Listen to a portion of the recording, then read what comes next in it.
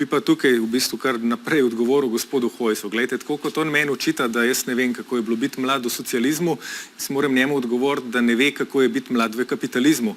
Kdor govori danes o poceni kreditih in nizkih obrestnih merah, glejte, se krediti so danes poceni, ne? 1,5% obrestna mera, danes ni nekaj nedosegljivega, praktično vsak jo lahko dobi, ampak to nič ne pomaga, če 50 ali pa 60 kvadratno stanovanje stane 200 tisoč evrov in če to pomeni, da boš naslednjih 25 let odplačeval kredit v obroku 800, 900 ali pa celo 1000 evrov za to, da boš imel streho nad glavo.